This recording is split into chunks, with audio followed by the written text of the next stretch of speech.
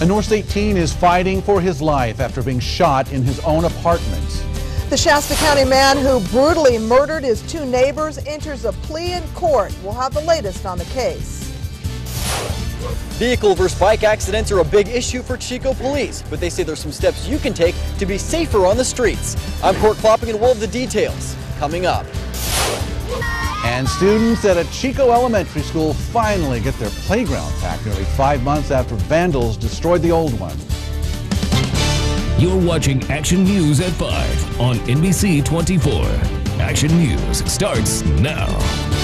Good evening, I'm Alan Marsden. And I'm Debbie Cobb. A Corning man is in critical condition tonight following a late-night shooting that police say may be gang-related. Action News reporter Derek Demo was at the scene today and brings us more on the shooting and what neighbors in the area are saying about it. Derek? Alan and Debbie, this is a known troubled area in Corning, and this shooting is just adding to that. Police say they don't have much to go on, but they are hoping witnesses come forward. Sounds of gunshots filled the air late Tuesday night at this apartment complex on the 1200 block of South Street in Corning. Police found one victim with 2 gunshots to his back. The officers responded, found the door open to the apartment, and found the 18-year-old victim lying on the floor with what appeared to be 2 gunshot wounds to the back. 18-year-old Billy Lumfonkim was airlifted to Inlow Medical Center, where police say he underwent surgery and is now listed in critical condition. Police say the suspects got into the apartment by kicking the door in, and they don't believe this was a random shooting. They believe the victim was the target.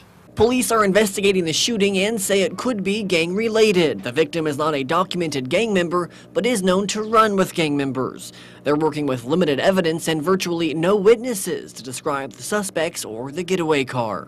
Especially if it's gang-related, the gang members don't want to talk to the police about what happened. Lori Abbott was home when the shooting happened. She called 911 after she heard screaming. I was sitting in my bed playing on the internet, and I just heard 2 big bang bangs. I heard someone running down the stairs. I heard a girl scream, and then I heard a guy screaming for help. She says things in the area are getting worse. I've lived here for over a decade, and just last week we had a shooting, a knifing on the corner. Now the shooting. Is it really getting you concerned? It's really getting bad around here. Shots were also reported last night in Corning on Grant Avenue. Police don't know if those shots are connected to this incident. Police are hoping to interview the victim within 3 to 4 days. For Action News, I'm Derek Demo. Thanks, Derek. Attorneys claim a Mountain Gate man was insane when he hacked 2 people to death with an axe last year. Thomas McDonald was arrested on February of 2012 for murdering 2 people outside his Wonderland Boulevard home. Deputies say he admitted to the killings. Yesterday, attorney Frank O'Connor entered a plea of not guilty by reason of insanity. A psychologist is set to evaluate the defendant. McDonald is due back in court April 22nd. Also in Shasta County today, jury selection got underway in the trial of an Oregon man charged with opening fire on law enforcement officers. Albert Smith was arrested in October of 2011 when a lengthy police pursuit on I-5 ended in a shootout near Costella. Smith faces 11 counts of attempted murder on a police officer, among other charges, and faces 100 years to life in prison if convicted. A Bernie man changed his plea to guilty today to charges stemming from a shotgun blast that seriously injured his 2 children. 29-year-old Kevin Vania accepted a plea deal, pleading guilty to 3 felony charges in exchange for an 8-year prison sentence. His 2-year-old son and 4-year-old daughter were shot by their 5-year-old brother in November with a loaded sawed-off shotgun Vania had set on an ottoman before leaving the room. Prosecutors say both children are out of the hospital and continuing to recover from their wounds, adding that doctors were able to save the boy's badly injured leg. All 3 of the children have since been placed in foster care. A Chester man is headed to prison for 10 years for trying to entice a minor into unlawful sex acts. 33-year-old Larry Corbett Jr. sent a series of explicit text messages saying he wanted to have sex with his cousin's 13-year-old friend. The cousin alerted police who, posing as the 13-year-old, set up a rendezvous with Corbett. When he showed up, he was arrested. Well, after his 10-year prison stint, Corbett will be put on supervised release for another 20 years. Well, during a routine traffic stop, Trinity County Sheriff's deputies recovered a sizable amount of meth. Last Friday, deputies arrested 28-year-old Casey Wigger of Hayfork. They searched the vehicle that she was in and found 165 grams of methamphetamine. That's nearly 6 ounces. Seen here, Deputy Cavalli and his drug-sniffing canine Cash are being credited for the bust. The street value of the drug was upwards of $10,000. Traffic was backed up on 2 North State highways this morning following 2 separate crashes. The first accident happened just after 6:30 on I-5 near Bowman Road in Tehama County. The CHP says the driver of a Scion was heading north on I-5 when she hit a big rig, sending her car spinning across the freeway and into the southbound lanes, where it slammed head-on into another car and a pickup. A CHP vehicle was then hit by the pickup. The officer suffered moderate injuries, and all 5 people were injured. The second crash happened at about 7 a.m. on Highway 44 near I-5 in Reading. The CHP says the driver of this RV was driving too fast, lost control, and landed on its side. The driver was arrested for DUI. Traffic was backed up for more than an hour as crews tried to clear the road. They rarely wear helmets and frequently ride on the wrong side of the road. Bicyclists in Chico are having trouble obeying the rules, and that has led to a spike in accidents. Action News reporter Court Klopping met with the officer doing his part to make roads safer for everybody. Court? Alan, Chico is well known for being a bike-friendly city, but authorities say if the streets might not be as friendly as you'd like if you aren't correctly observing the laws.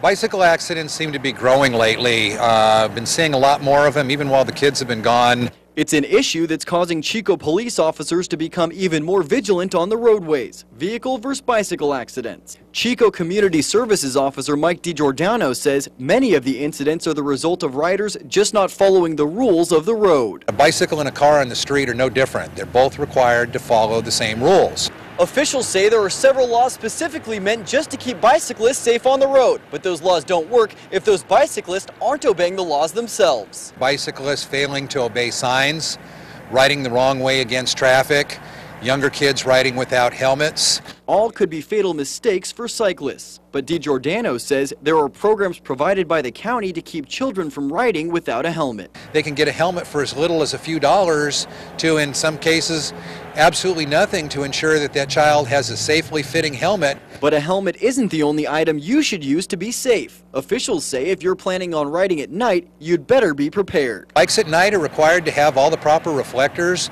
They're required to have lights that illuminate forward.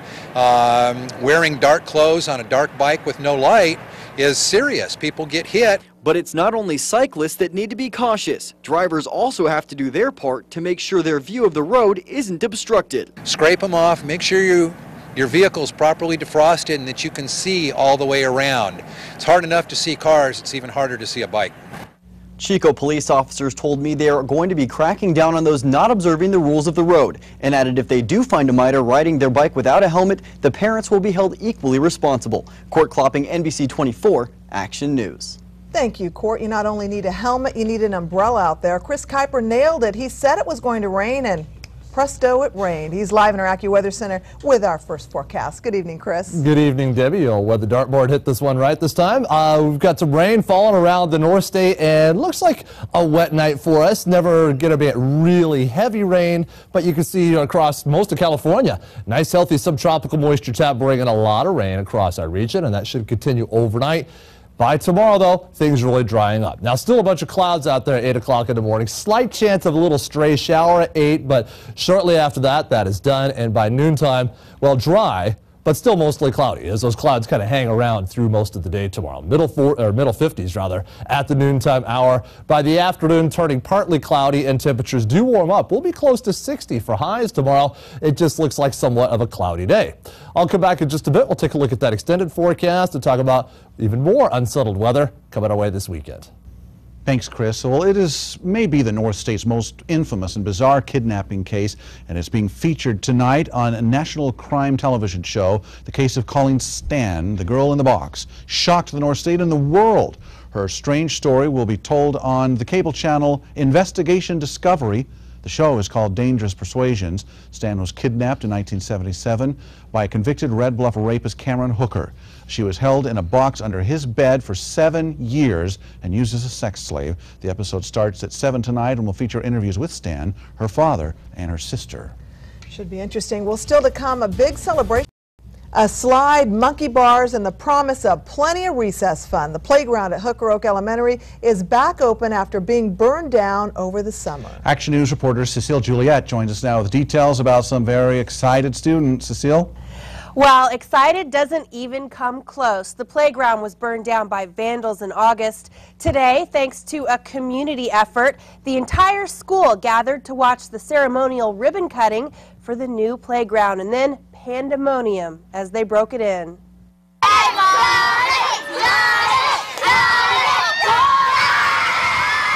With that, absolute mayhem at the playground of Hooker Oak Elementary. They're going absolutely insane about this new playground. And it was a community effort bringing it back from the ashes. Last August, vandals struck the old playground. The playground burnt down because some idiots were doing some very stupid things around a child's playground. Thanks to a community effort, including fundraisers, donations, even tooth fairy money. And then I saw Principal Sue walking down the hallway, so I donated it to her for the playground. And let's see your teeth. The new playground is open for business. First, so it was only the first month of school, and now here we are, like 6 months later, and it's opening. I'm happy that we at least have a slide, and I think it's just really fun. A few months without a playground actually turned into life lessons. As the dynamics of not having the playground created a whole new atmosphere on the play area that we have. And they also spent many hours watching the construction crew put the playground together, and they asked lots of questions, and I know that some of the teachers did math with the construction. It was fantastic. While Chico police have not arrested anyone in connection with the arson fire. Reporting for Action News, I'm Cecile Juliet. All right, thank you, Cecile. We have a programming note to tell you about. Governor Jerry Brown will deliver his annual State of the State address tomorrow morning. Action News will carry the governor's address live on CBS 12 beginning at 9 a.m. The governor's speech and Republican response is expected to take about an hour. Meantime, things are looking up when it comes to California's budget. Revenues could finish January about $4 billion ahead of projections because of a jump in income sales. The nonpartisan Legislative Analyst's Office also says the state set a single-day record on January 16th when the Franchise Tax Board received $2.2 billion in taxes, mostly in payments from the 6% of filers who pay quarterly. The state is now poised to finish the month well ahead of projections. Experts say a major factor was that top earners took a flurry of income at the end of December because of an anticipated 2013 hike in federal tax rates. California home foreclosure activity has fallen to a 6-year low. A real estate research firm, DataQuick, says default notices totaled a little more than 38,000 during the fourth quarter, down 38% from the same period in 2011. It was the lowest tally since 2006. Default notices are the first step in the foreclosure process. Researchers credit rising home values, an improving economy, and a shift toward short sales. The median sales price for new and existing houses and condos in December was up 20% from a year ago. A new multi-use business and retail center is planned for downtown Redding. It will take the place of the old Greyhound building on Butte and Pine Street. The Planning Commission approved the project yesterday. Redding-based company California Physicians Reimbursement will fill the second story of the building and lease out the bottom story to restaurants or retailers. Owners say a microbrewery may fill one of the storefronts. There will also be 2 upscale loft apartments on either side of the building. Butte County officials are reaching out to local companies and contractors to make doing business a little easier. The General Services Department hosted an event at the Elks Lodge in Chico today to inform businesses how to participate in the county bidding process. Officials hope the event will improve the efficiency of doing business with vendors and contractors. We always want to make sure we get the best value for our money, and the way that we do that and protect the taxpayers' dollars is by making sure that we get good competition every time we have a project that goes out. And Butte County will also now electronically post all competitive solicitations for purchasing and contracting projects on its website. More business news tonight. It's winter, but Lowe's is looking ahead to spring. The home improvement retailer plans to hire 45,000 seasonal workers ahead of the busy spring season. Seasonal employees will work an average of 20 to 25 hours per week, and the length of employment will vary. Most of the jobs will begin in spring and could last until September. Lowe's says it also plans to add 9,000 part-time employees on a permanent basis. Well, the 49ers making it to the Super Bowl has been a big business boost for some North State sports stores. Sports fever in the Chico Mall has been swarmed by fans over the past few weeks during the playoffs. Things have become even busier since the Red and Gold beat the Atlanta Falcons for a Super Bowl berth. The most popular items include jerseys, specifically the hot-handed quarterback Colin Kaepernick, as well as the NFC Championship T-shirts the players wore on the field Sunday. Yes, definitely. Not only behind me do we have a lot, but in the back room we have every size you can think of, especially in the white ones, which is the ones that they wore. So it's really good to have a good amount of them. Just like with the Giants, we had a good amount of stuff, and same thing with this. I've actually never seen this many T-shirts for one team in our store ever. Employees anticipate steady sales to continue through Super Bowl weekend. More than 100 hop heads from around the country are converging on Chico this week for the annual American Hop Convention at the Sierra Nevada Brewery. Action News reporter Brian Callahan is live at the brewery with more on the event and why the group chose Sierra Nevada as the host for this year's gathering. Good evening, Brian. Yeah, Debbie, these hop growers have to feel right at home in this rain. That's because most of the nation's hops are grown in the Pacific Northwest. And these farmers are just now sitting down to dinner after a long day here at the brewery, where they learned how their crop helped create Sierra Nevada's distinctive flavors. Some of the biggest hop growers in the country spent Wednesday touring the Sierra Nevada Brewery as part of the American Hop Convention. It's great to have them finally be able to explore it, see where some of their hard work ends up producing some great beer. It's kind of the only time in the year that we're able to all get together as an industry. And most of the nation's hops are grown in the Pacific Northwest. The flowers are used mainly to give beer its bitterness, but the industry has seen a change in recent years with the growing popularity of microbrews. Now we have this new aroma and flavor hop market with all these craft breweries that are, established and growing, and also new ones coming online at an unprecedented rate. And so as those two markets kind of converge, there's a learning curve for a lot of growers.